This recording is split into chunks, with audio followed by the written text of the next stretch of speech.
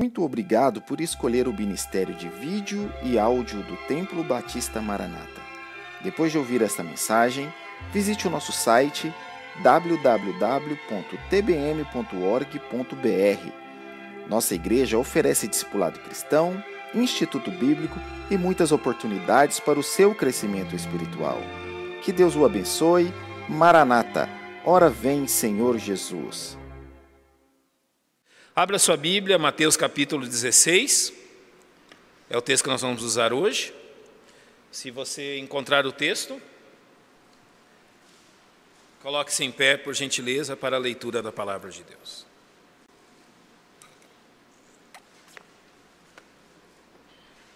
Mateus capítulo 16, 21 a 28, os versículos. Desde então, começou Jesus a mostrar aos seus discípulos que convinha ir a Jerusalém e padecer muitas coisas dos anciãos e dos principais sacerdotes e dos escribas, e ser morto e ressuscitar ao terceiro dia. E Pedro, tomando-o de parte, começou a repreendê-lo, dizendo: Senhor, tem misericórdia de ti, de modo nenhum te acontecerá isso. Ele, porém, voltando-se, disse a Pedro: Para trás de mim, Satanás, que me serves de escândalo, porque não compreendes as coisas que são de Deus, mas só as que são dos homens. Então disse Jesus aos seus discípulos: Se alguém quiser vir após mim, renuncie-se a si mesmo, tome sobre si a sua cruz e siga-me. Porque aquele que quiser salvar a sua vida, perdê-la-á. E quem perder a sua vida por amor de mim, achá-la-á. Pois que aproveita o homem ganhar o mundo inteiro, se perder a sua alma, ou que dará o homem em recompensa da sua alma? Porque o Filho do Homem virá na glória de seu Pai, com seus anjos, então dará a cada um segundo as suas obras. Em verdade vos digo que alguns há, dos que aqui estão, que não provarão a morte até que vejam vir o Filho do Homem no seu reino. Vamos ler todos juntos o verso de número 24. Juntos. Então disse Jesus aos seus discípulos: Se alguém quiser vir após mim, renuncie-se a si mesmo, tome sobre si a sua cruz e siga-me. Pai, nós temos a Tua verdade eterna aberta diante dos nossos olhos. E apenas o Teu Espírito Santo é capaz de nos conduzir dentro daquilo que ela significa para nós e dentro de aplicá-la à nossa vida diária. Nós confiamos nele, pois oramos em nome de Cristo, nosso Salvador. Amém. Podem se assentar, irmãos. Eu começo dizendo que esse texto, para que possamos nos situar dentro da história, dentro do tempo e dentro dos registros do Evangelho, isso aqui é a descrição daquilo que acontece 6 meses antes da crucificação de Jesus. Então, desse ponto em diante, se passarão mais 6 meses até que Jesus seja entregue e morto na cruz. Os evangelhos de Mateus, Marcos e Lucas, nós chamamos esses evangelhos, e existem 2 classes dos evangelhos. Mateus, Marcos e Lucas formam uma classe, e João forma uma classe específica. Mateus, Marcos e Lucas são os evangelhos que nós chamamos de sinópticos. Por que sinópticos? Porque eles fornecem um resumo daquilo que é a história de Jesus Cristo. Então, a história daquilo que Cristo viveu nesse mundo, ela está resumida nesses 3 evangelhos sinópticos. Este caso é um caso de que um fato que é registrado nesses 3 evangelhos, mas nem todos os evangelhos registram os mesmos fatos. Mateus vai olhar para uma questão, Marcos para outra, Lucas para outra, mas de forma geral eles são a sinopse disso. O evangelho de João, ele não é sinóptico, ele é evangelístico. É o único livro da Bíblia escrito para evangelismo. O evangelho de João. Essas coisas, pois, vos foram escritas para que saibais que Jesus Cristo é o Salvador e para que, sabendo dessas coisas, tenhais fé no seu nome. Então, existe essa divisão e esse texto que nós lemos faz parte da questão dos evangelhos sinópticos. Deixa eu agora mostrar como esse texto se aplica dentro daquilo que nós vivemos. Existem coisas na sua vida que só acontecem porque você creu em Jesus Cristo. Então entenda, você tem problemas, você tem lutas que só estão presentes na sua vida porque você é um salvo. Se você fosse um incrédulo, você não lutaria contra muitas das coisas que você luta. Então, muitos dos problemas que você enfrenta hoje, eles só têm uma razão: é porque Jesus Cristo lhe salvou. Você é um filho de Deus, Deus está trabalhando na sua vida e Satanás está lutando contra você. Então, entenda isso, que muito disso que nós chamamos de cristianismo é exclusivo nosso, absolutamente exclusivo. Nenhuma outra pessoa no mundo provará o que você como crente prova. E daí isso ainda envolve uma questão mais incrível ainda. Essas questões são absolutamente particulares. Particulares. A Bíblia diz em 1 Coríntios 10:13 que não vos sobreveio tentação, ou seja, provação, dificuldade, problema, que seja acima das vossas forças. Mas Deus, que é fiel, Ele vai continuar trabalhando em nós para que nos dar forças para termos o escape ou para suportarmos. Mas até isso é individual. Então, você prova da condição que todos os filhos de Deus provam, problemas que são inerentes aos filhos de Deus, e você prova dos seus problemas particulares, que são enviados conforme as suas forças. Você já percebeu por que certas coisas ocorrem comigo e não com você? Por que certas coisas ocorrem com você e não com nenhum outro da nossa igreja? É porque elas são particulares. Elas são de acordo com as suas forças. Deus sabe disso. Então Deus está trabalhando, nos transformando à imagem de Jesus Cristo.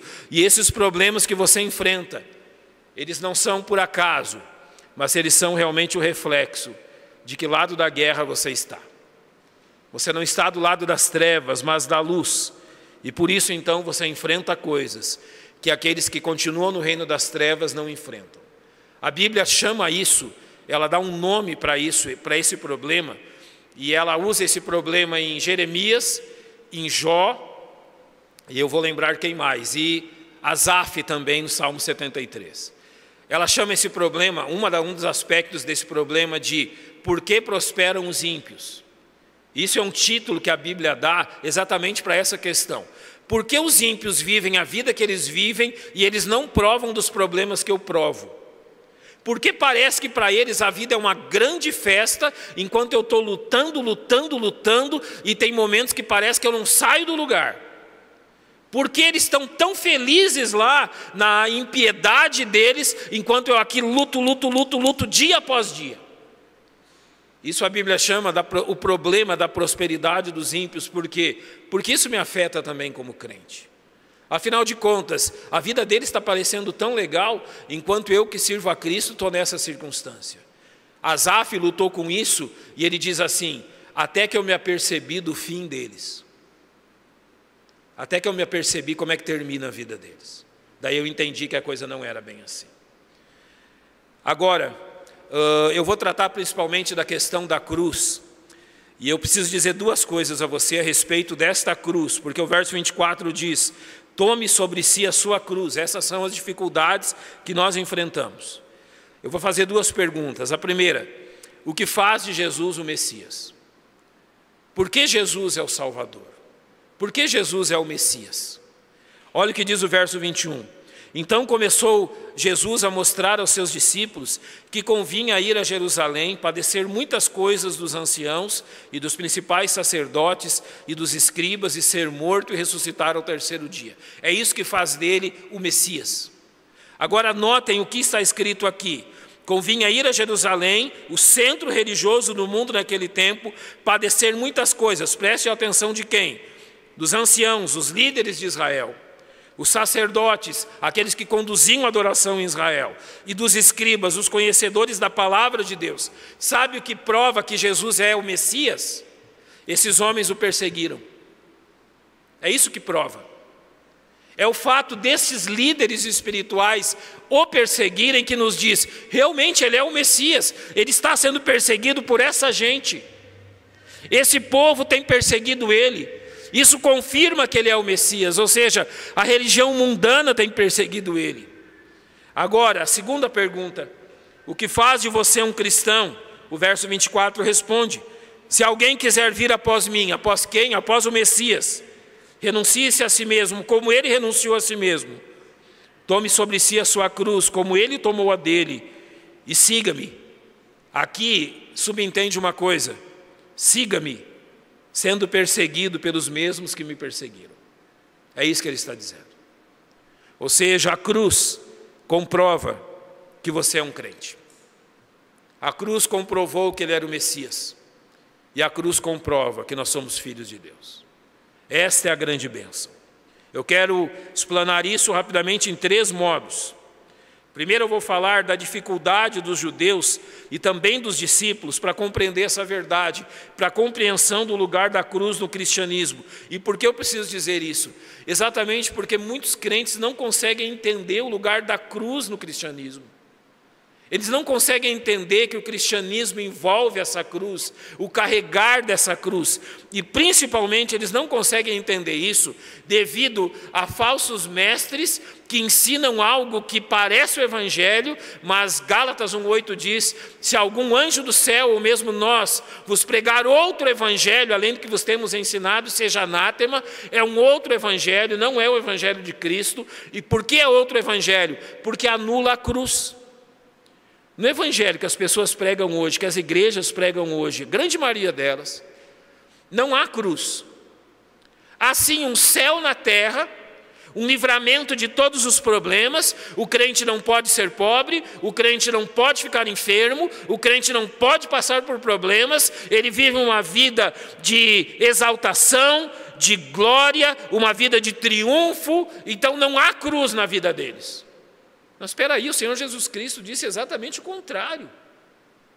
E essa falta de compreensão do lugar da cruz na nossa vida que traz grandes dificuldades. Eu vou tratar disso conforme o Evangelho apresenta. Abra sua Bíblia comigo, Lucas capítulo 1, a partir do verso 67. Eu vou usar o cântico de Zacarias para mostrar qual era a expectativa judaica a respeito do Messias. O que os judeus esperavam a respeito do Messias. Olhe bem, Lucas capítulo 1, a partir do verso 67.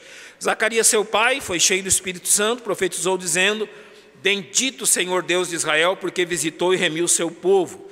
Nos levantou uma salvação poderosa na casa de Davi, seu servo. Por que na casa de Davi? Porque Jesus é descendente de Davi. Como falou pela boca dos seus santos profetas desde o princípio do mundo. Agora preste atenção qual é a expectativa de Zacarias. Para nos livrar dos nossos inimigos e da mão de todos que nos odeiam, para manifestar misericórdia a nossos pais, lembrar-se da sua santa aliança e do juramento que jurou a Abraão, nosso pai, de conceder-nos que, libertados da mão de nossos inimigos, o serviríamos sem temor, em santidade e justiça perante ele, todos os dias da nossa vida. Preste atenção em algumas coisas que ele diz. Verso 71, para nos livrar dos nossos inimigos e da mão de todos que nos odeiam. Verso de número 74, para libertar-nos das mãos de nossos inimigos. O que os judeus esperavam no Messias? Um líder militar que os libertaria do Império Romano. Daí vem Jesus, manso e humilde de coração, e morre na cruz. Quem é que crucificou Jesus? O Império Romano. A cruz era usada por quem? Pelos romanos para dar fim aos piores criminosos. Como os judeus apresentaram Jesus como um criminoso terrível, eles usaram a cruz. Mas a cruz era destinada apenas para os piores. Como pode o Messias morrer como morrem os piores homens? Como pode a cruz ter importância nisso? Até aquele dia, a cruz tinha uma visão, um olhar para ela apenas de repúdio, de sofrimento, de humilhação, de tudo que é ruim. Era horrível observar alguém morrer na cruz. E Jesus usa a pior das imagens para dizer para nós: tome sobre si a sua cruz e siga-me. Olha como Jesus teve que mudar essa visão deles. Não é só Zacarias, os discípulos também.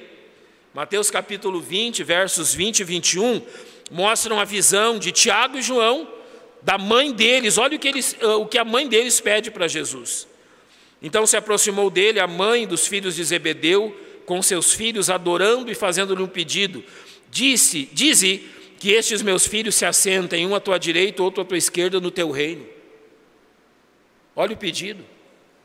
Na realidade, haviam pessoas à direita e à esquerda dele, mas na cruz, 2 bandidos.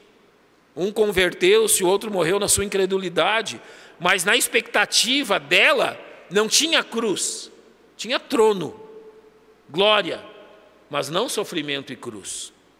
Em Mateus capítulo 11, é dito assim, versos 2 e 3, João Batista perguntando a Cristo. Então, ouvindo no cárcere falar dos feitos de Cristo, enviou 2 dos seus discípulos a dizer-lhe: és tu aquele que havia de vir ou esperamos outro? João Batista estava confuso. Jesus estava falando de morrer, sofrer, ir para Jerusalém, ser morto. Aquilo confundiu João Batista. Espera aí, o senhor não é o Messias?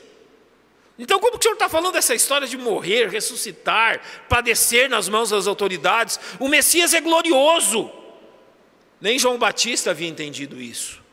Agora os seus discípulos, depois de Jesus morrer na cruz, ressuscitar, no momento dele voltar aos céus, em Atos capítulo 1, verso 6, é dito: aqueles, pois, que se haviam reunido, perguntaram-lhe dizendo: Senhor, restaurarás tu nesse tempo o reino a Israel? Jesus já tinha morrido e ressuscitado, e eles mantinham o mesmo pensamento na cabeça. Eles ainda não tinham entendido o lugar da cruz na vida do cristão. Para eles ainda havia o Messias e a glória que havia de vir. Jesus responde: olha, não compete a vocês saber tempos ou épocas que o Pai reservou pela sua exclusiva autoridade, mas recebereis poder ao descer sobre vós o Espírito Santo e sereis minhas testemunhas. Literalmente, vocês vão carregar a cruz como eu carreguei.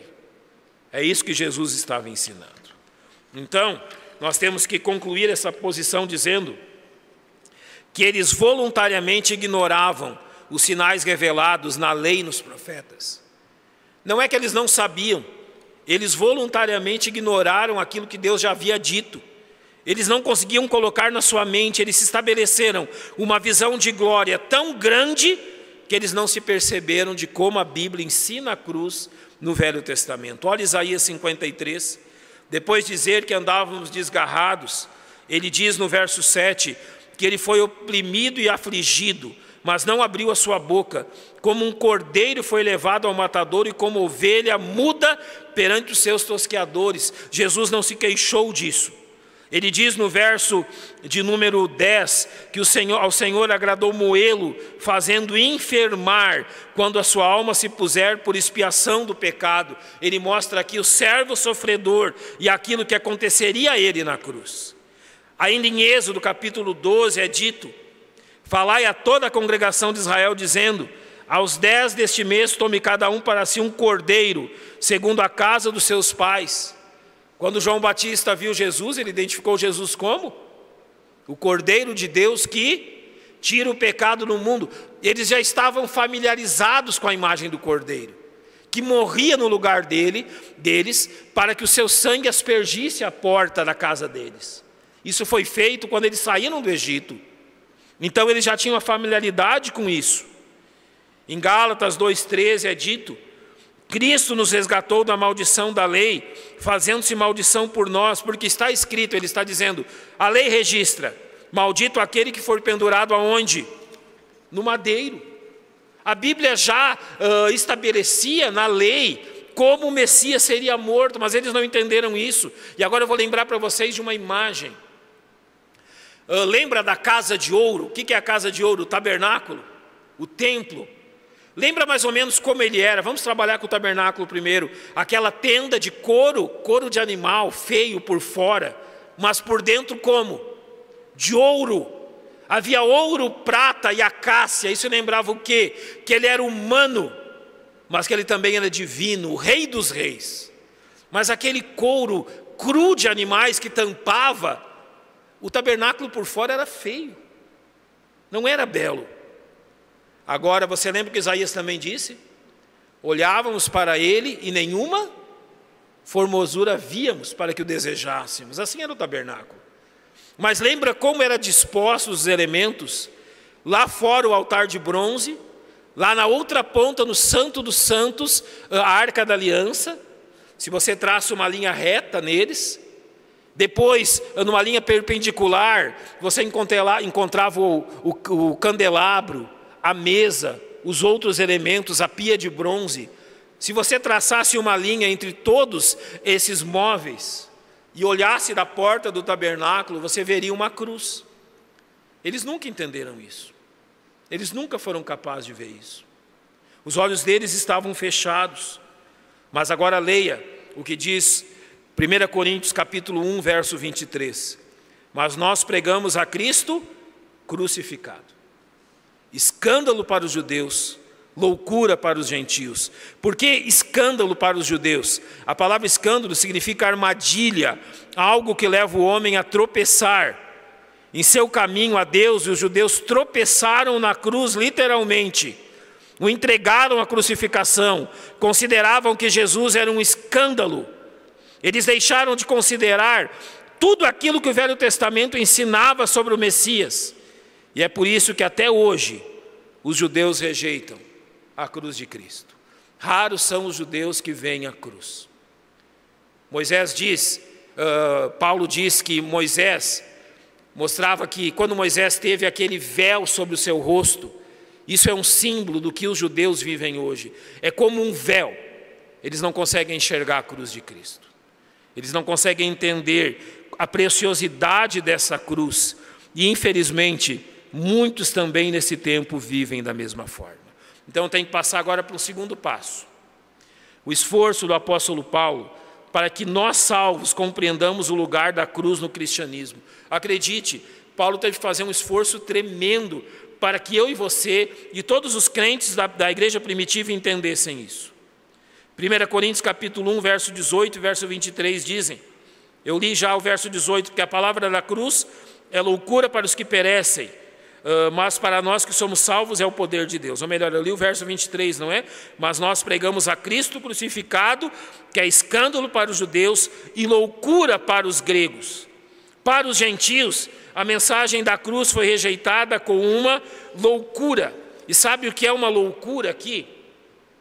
Você sabe o que é superstição? Você conhece alguma superstição? Por mais doida que ela seja, por mais absurda que ela seja, o que você considera grande parte, ou quase, ou todas essas superstições? Loucura. Pois a palavra loucura aqui para os gregos é como uma superstição humana, uma crença primitiva, atrasada, algo absurdo, inferior ao conhecimento dos homens. É assim que eles olham para a cruz. Você chega numa faculdade e vai dizer que crê que Jesus Cristo morreu na cruz para a sua salvação. Como que eles lhe tratam?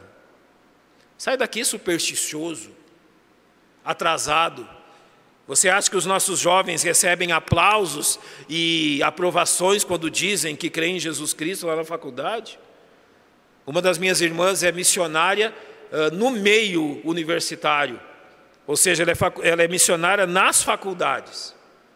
E ela conta cada coisa que entristece, de alunos cristãos sendo humilhados, sendo reprovados de todas as formas, simplesmente porque creem que Deus criou o mundo, que Jesus Cristo morreu para salvá-los e que eles devem obedecer à Bíblia. Sai daqui, seu supersticioso, atrasado, você vive ainda na idade da pedra. É assim que as pessoas encaram isso. A centralidade da cruz é algo realmente visível na pregação de Paulo, e é isso que nós devemos nos ater. 1 Coríntios 2, versos 1 e 2 diz, e eu, irmãos, quando fui ter convosco, anunciando-vos o testemunho de Deus, não fui com sublimidade de palavras ou de sabedoria, porque nada me propus saber entre vós, senão a Jesus Cristo e este crucificado.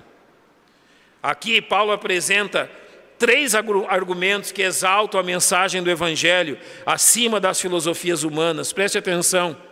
Em primeiro, a mensagem da cruz não representa uma nova espécie de sabedoria defendida por sábios cristãos. Deixa eu lhe dizer o que significa isso. Qual é a sua filosofia de vida? Eu sou cristão. Não, ser cristão não é filosofia de vida. Ser cristão é pertencer a Cristo. Não é uma outra filosofia, entre outras filosofias. Sabe por quê? Porque senão nós podíamos pegar o cristianismo e unir a um monte de outras coisas, a uma porção de outras filosofias. Então eu posso ser um cristão vegano. O que tem a ver ser vegano com ser cristão? Eu posso ser um cristão espiritualista. Eu estou pegando o espiritualismo e colocando com o cristianismo. Eu sou um cristão zen. Budismo. O que tem a ver budismo com cruz? Cristianismo não é filosofia de vida. A vida é Jesus Cristo. E nós estamos unidos a Ele. É uma pessoa, não uma filosofia. É isso que eu estou dizendo. Filosofia é um amontoado de coisinhas que os homens inventaram. Jesus Cristo é uma pessoa, e é Ele que eu sigo. Eu não sigo uma filosofia, eu sigo alguém que morreu por mim, que não simplesmente diz que me ama, que gosta de mim e que vai melhorar a minha vida. Não, é alguém que morreu porque me ama e melhorou a minha vida quando Ele me encontrou, quando Ele entrou na minha vida. Então saiba diferenciar isso. Em segundo, a natureza humilde da maior parte dos crentes demonstrava que o Evangelho não era algo exclusivo de sábios e nobres. Eu estou vendo um movimento, ele não ocorre somente aqui, ocorre em todas as grandes cidades do Brasil. E esse movimento ele está fazendo o seguinte, ele está separando as pessoas em castas, sabe, em castas, em classes A, B, C e D. Então agora nós temos igrejas que são direcionadas apenas à classe A, aos mais ricos, apenas à classe média, apenas para os pobres. Então nós vamos ter que entender por qual dessas benditas classes Jesus morreu. Ou o que diferencia as pessoas diante de Deus. Sabe uma coisa? A cruz não diferencia ninguém. Ela apenas diz que você merece ir para o inferno, que Jesus morreu por você e você não pagou nada por isso. Não há classes, é a cruz de Jesus Cristo. Em terceiro lugar, a conduta de Paulo a não exaltar a si mesmo, mas comportar-se como um humilde servo de Cristo, exaltando o Salvador e sua cruz. Paulo exaltou o que é certo, nada me propus entre vós senão a Jesus Cristo e este crucificado. Ainda há uma consequência de nós removermos a cruz da mensagem do Evangelho. 1 Coríntios 1,17, porque Cristo enviou-me não para batizar, mas para evangelizar, não em sabedoria de palavras, para que a cruz de Cristo se não faça vã. A cruz de Cristo pode ser feita vã? Pode. Quando nós nos distanciamos tanto dela, que nós já não identificamos a sã mensagem do Evangelho. Sabe o que isso significa na prática, o que esse versículo simboliza na prática? Nós temos o batismo, nós temos a celebração da ceia, como nós vamos fazer hoje à tarde e à noite, mas nenhum rito cristão é o centro do cristianismo. Há igrejas que ensinam que o batismo salva, outras igrejas que ensinam que a Santa Ceia purifica ou transforma-se no corpo de Cristo, no seu sangue. Não há nada disso que centralize o cristianismo. O cristianismo não está centralizado em rituais. O cristianismo está centralizado na cruz de Cristo e naquilo que Ele fez por nós. Então a sua fé não se baseia em ritos místicos que supostamente transmitem poder, mas no Evangelho de Deus. Por que eu estou dizendo isso? Você já observou multidões e multidões de pessoas indo a igrejas, eu estou dizendo milhares de pessoas, para tocar numa toalhinha que um homem tão pecador como nós limpou o seu suor, e ele estende a toalha lá e as pessoas vão tocando como se aquilo transmitisse poder. Uma camisa manchada de sangue por um suposto atentado é colocado lá para que ela transmita poder às pessoas. O que eu estou dizendo com isso? As pessoas não estão indo às igrejas para centralizar a cruz de Cristo, elas estão indo atrás de rituais que são vazios, que são nulos, enquanto a cruz de Cristo é deixada de lado. O que é a igreja cristã? Você vai identificá-la rapidamente. É uma igreja que centraliza Cristo e a sua cruz, e não nenhum ritual ou coisa que ela faça. O poder não está no pastor, na igreja ou em qualquer coisa, mas o poder está na cruz de Cristo, que transforma os homens. Dito esta questão doutrinária, eu quero terminar aplicando-a à nossa vida. Como Jesus nos ajuda a aplicar a verdade da cruz a nossa vida. Então disse Jesus aos seus discípulos: se alguém quiser vir após mim, renuncie-se a si mesmo, tome sobre si a sua cruz e siga-me. Eu comecei dizendo a vocês que a nossa vida cristã, ela é caracterizada por dificuldades que as demais pessoas não têm. Então isso Jesus Cristo chama de tome sobre si a sua cruz e siga-me. Agora deixa eu dizer o que significa a cruz para cada um de nós. Você sabe o que é um selo de autentificação? O que um selo de autentificação faz? Confirma como genuíno. Genuíno. Quando uma empresa lança um produto que é exclusivo no mercado, ela coloca sobre esse produto um selo que ele é genuíno. Pois saiba que Deus fez o mesmo. Como que Deus comprova que você é um genuíno cristão? Pela cruz. É a cruz que você carrega, é a cruz que você não abandona, que comprova que genuinamente você é um filho de Deus. Jesus vai mostrar isso de uma forma muito prática. A primeira coisa que ele vai nos mostrar é nos ensinando que tomar sobre si a sua cruz, ou seja, entender que essas dificuldades fazem parte da vida cristã, é uma prática diária. A gente vai entender melhor isso se nós lermos Lucas 9, 23. Dizia a todos: se alguém quer vir após mim, negue-se a si mesmo, tome cada dia a sua cruz e siga-me. Aqui é uma questão muito interessante. No grego você tem os verbos assim, você tem verbos que acontecem uma vez e não se repetem mais.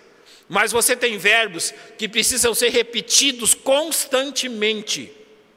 Quando ele diz tome cada dia a sua cruz, é isso que ele reflete. Não é que você tomou a sua cruz no dia em que você creu em Cristo, não. Não é isso que Jesus está ensinando. Sabe o que é? Você acorda de manhã e ela já está lá. Você vai carregá-la durante todo aquele dia. Você vai dormir com ela sobre você. E no outro dia, quando você acordar, lá estará ela de novo. E você vai para o trabalho, para a faculdade, para todos os lugares carregando ela. É dia após dia. Sabe o que significa? Que não há trégua em sermos cristãos. Não há trégua em servirmos a Jesus Cristo. O mundo, ele considera o seu testemunho em Jesus Cristo como uma superstição atrasada, primitiva. Talvez eles perguntem: como alguém estudado e inteligente como você acredita em algo assim? E possivelmente te desprezem por causa disso. Aí está um exemplo da sua cruz. É isto. Talvez na sua família, a maioria das pessoas não crê em Cristo. Nas reuniões familiares, eles farão muitas coisas que você reprova, a maioria delas para provocar você. Ficar calado, dar bom testemunho, está ali a sua cruz. Talvez o seu temperamento seja um temperamento difícil, colérico ou amargo, está ali. Ser bondoso com as pessoas será a dificuldade que você carregará, mas isso serão todos os dias. Quando em Mateus 27 é descrito a imagem da cruz, é dito assim: e os que passavam blasfemavam dele, meneando as cabeças e dizendo: tu que destróis o templo, em 3 dias o reedificas, salva-te a ti mesmo, se és o Filho de Deus, desce da cruz. E da mesma maneira também os principais sacerdotes com os escribas, anciãos e fariseus escarnecendo diziam: salvou os outros, a si mesmo não pode salvar-se. Se é o rei de Israel, desça agora da cruz e creremos nele. Confiou em Deus, livre-o agora se o ama, porque disse: sou filho de Deus. E o mesmo lhe lançaram também em rosto os salteadores que com ele estavam crucificados. É isto. O mesmo modo que o mundo tratou Jesus Cristo, se você é um verdadeiro filho de Deus, vai tratar você também. A cada dia tome a sua cruz e siga-me. Jesus também nos ensina que não há como esconder a cruz enquanto vivemos nesse mundo. Você lembra a imagem, a chamada Via Crucis? Lembra o que fizeram com Jesus e faziam com todos os condenados?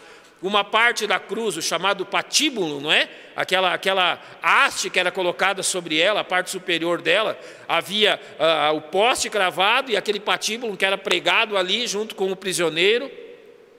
Ele tomava ainda longe do lugar de crucificação, colocava sobre as suas costas e seguia. Aquilo estava amarrado sobre ele. Você já pensou em como um condenado à cruz, e tinha tudo, haviam soldados, vamos pensar na crucificação de Jesus, os soldados, os líderes judaicos, a multidão, todo mundo seguindo ali aqueles 3 crucificados. Tinha como eles passarem desapercebidos? Impossível. Aquela algazarra, aquele griteiro, aquilo tudo, o chicote colocado sobre as costas deles. Quem carrega a cruz não passa desapercebido. Era impossível. O cortejo seguiria até o Gólgota. Era impossível não ser notado. Assim como você tem que carregar a cruz dia após dia, você não pode escondê-la nunca. Jamais. Mateus 5 diz: vós sois a luz do mundo, não se pode esconder uma cidade edificada sobre um monte, nem se acenda a candeia e se coloca debaixo do alqueire, mas no velador, e dá luz a todos que estão na casa. Assim resplandeça a vossa luz diante dos homens, para que vejam as vossas boas obras e glorifiquem a vosso Pai que está nos céus. Nunca esconda que você é um cristão. Nunca esconda que você pertence a Cristo. Nunca esconda das pessoas que você crê nele, que você o adora e serve. Jamais esconda a cruz. Não. Deixe bem à vista para que todos vejam quem é você. Porque o Mestre não teve vergonha nenhuma de que as pessoas vissem o que ele fez por você. Ele não morreu na cruz escondido, à noite sem público, não. Jesus morreu com todo o público olhando para ele. Ele morreu numa encruzilhada, assim, onde as estradas se encontravam. Sabe para quê? Para que todo mundo visse. E ainda colocaram, não é? Uma placa dizendo qual era a sua condenação. Jesus Nazareno, rei dos judeus. Todos viram, a grande maioria zombava e todos sabiam porque ele estava ali. Em nenhum momento ele se escondeu. Você como cristão vai se esconder? Tomar sobre si a cruz quer dizer que da mesma forma que os homens o envergonharam por ser quem ele era, os homens também vão zombar de você por você ser pertencente a Cristo. Não esconda. Jamais esconda que você é um cristão. Aonde você chegar. Eu vejo as pessoas escrevendo tantas frases em camisetas, você já viu isso? Todo tipo de frase na camiseta para dizer, falar delas, do temperamento delas, disso ou daquilo. Quem sabe a gente não escreve uma camisa bem grande escrita, olha, eu sou um cristão e desenho uma cruz. O que as pessoas vão dizer? Entre lá no UFG com uma camisa assim. Entra lá. Vai em outros lugares aqui na nossa cidade com uma camiseta assim. Não esconda que você é um cristão. Você conhece alguém? Conhecer alguém no trabalho, na faculdade, a primeira coisa que você diz a ele: olá, sou Fabiano, eu sou cristão, sirva a Jesus Cristo, tudo bem? Possivelmente ele vai virar as costas e vai embora, mas pelo menos ele sabe que eu sou crente. Não vai ter dúvida disso. Eu creio que grande parte de nós já passou pela circunstância. Ei, você é um cristão? Você é crente? Você é evangélico? Normalmente a gente pergunta, por quê? É que eu vi você assim, fazendo isso ou aquilo. E quantas vezes as pessoas voltam para nós e dizem, ei, você é um crente? Você olha para os lados, é comigo que ele está falando? Vamos dar um jeito de... Nunca esconda que você pertence a Cristo. Carregue a cruz por onde você carregar. Porque Jesus Cristo não teve vergonha disso por amor de você. E você vai ter por amor dele a mesma atitude que ele teve. Para terminarmos, Jesus nos ensina que a cruz é o preço que pagamos por sermos diferentes. Você gosta da ideia de ir para o céu? Quem não gosta? Coisa boa saber que meus pecados foram perdoados, que eu estou andando em direção aos céus. Colossenses 1,13 disse, o qual nos tirou da potestade das trevas e nos transportou para o reino do Filho do seu amor. Foi isso que ele fez no dia em que você conheceu Jesus Cristo. Então esse mesmo Jesus Cristo diz, Bem-aventurados os que sofrem perseguição por causa da justiça, porque deles é o reino dos céus. Bem-aventurados sois vós quando vos injuriarem e perseguirem, e mentindo disserem todo mal contra vós por minha causa. Vocês são felizes por isso. Não esconda isso. Eu amo quando eu vou aos lugares, quando eu visito vocês no trabalho de vocês, ou quando eu vou nas suas casas, e uma das primeiras coisas que eu enxergo lá é uma Bíblia. Quando eu vou à sua casa, enxergo na sua estante uma Bíblia. Eu posso ir ao trabalho de alguns de vocês, e quando eu vou lá sobre a sua mesa, está uma Bíblia. A primeira coisa que o seu cliente vê quando entra lá é que tem uma Bíblia, tem folhetos aqui do TBM, e você está disposto a que ele saia de lá carregando um folheto para ler sobre o Evangelho. Sabe o que significa? Que você não tem vergonha. Não, que você não tem vergonha alguma de dizer que Jesus Cristo é o seu Salvador. Tomar a cruz nos faz perceber que o cristianismo é de verdade. Sabe por que as pessoas brincam de serem cristãos? É porque simplesmente eles não tomam a cruz, então é um cristianismo de brincadeirinha. Não é de verdade. Mas quando você coloca a cruz sobre os ombros, o cristianismo se torna de verdade. Quando lá no seu trabalho você não vai receber aquela promoção porque você é um insuportável cristão. Quando lá na faculdade o professor não quer que você senta na primeira carteira porque ele não suporta olhar para a cara de um cristão a aula inteira. Quando seus colegas de trabalho fazem reuniões, marcam isso e aquilo, mas não convide aquele cristão. Rapaz, está me fazendo um favor. Certo? Não é mal não achamos ruim. Quando as pessoas em todo lugar, infelizmente, gente, quando dentro da nossa própria família dizem, vamos fazer uma festinha, mas não convide fulano, ele não bebe, ele não fuma, ele não escuta música, e ainda vai querer orar na hora da refeição. Quem que suporta um sujeito assim? Cristianismo é real. E se não for para isso, para que serve? Eu vou terminar lembrando o irmão que me discipulou, o tio Oswaldino, ele já está na glória, há 5 anos já. Quando o tio veio a Cristo, que minha mãe conduziu a Cristo, nós tínhamos, isso foi em 82 mais ou menos, na garagem da casa da minha mãe, naquele Natal nós fizemos um jantar, veio meu avô, a minha avó, foi o último Natal que a minha avó estava conosco antes de falecer. A minha avó faleceu sendo uma cristã e não tendo o direito de contar para o meu avô que ela cria em Cristo. O meu avô era um católico fervoroso, ele não aceitaria jamais. E como Deus é irônico, 8 dias antes de morrer, o meu avô conheceu Jesus Cristo. Não é, eu digo irônico, como Deus faz as coisas, não é? E quando trouxeram o corpo do meu avô para ser velado, a minha mãe disse assim, não coloque na casa dele, a casa da minha mãe é do lado da casa do meu avô, ainda é, não é, mas não é, lá não é mais a casa do meu avô. Minha mãe disse assim, não coloque lá na casa do papai porque é muito apertado, coloque aqui na sala da minha casa. E os irmãos dela disseram, ok, vai ser muito melhor, tolinhos. É porque lá na casa do meu avô o pastor não podia entrar. Mas lá na nossa casa é a gente que manda. O pastor foi lá e pregou. O único culto que o corpo do meu avô esteve presente foi aquele. Mas ele hoje encontra-se no céu porque reconheceu Jesus Cristo. O irmão que me discipulou, o meu tio, ele estava nesse jantar, crente, um evangelista fantástico, um crente cheio do Espírito Santo, ali recém havia conhecido Cristo, e quando nós nos assentamos para jantar, ele se levantou e disse, ei, vamos agradecer a Deus por esse ano e por esse alimento. 2 dos meus tios, irmãos dele, se levantaram e falaram todos os praguejamentos que é possível. O humilharam, disseram todas as coisas como, daqui uns dias toda a nossa família vai servir esse Cristo aí, vai ser crente. Deus queira, não é?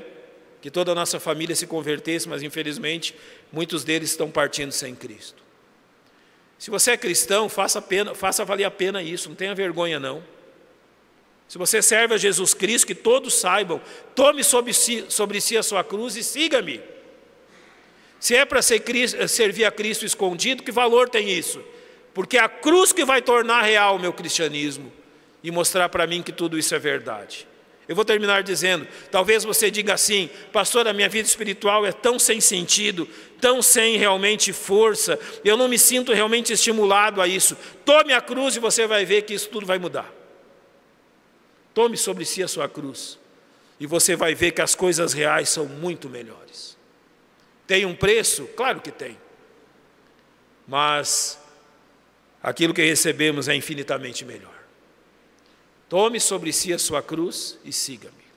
É isso que Cristo nos mandou. Nosso Deus e nosso Pai, nós te agradecemos.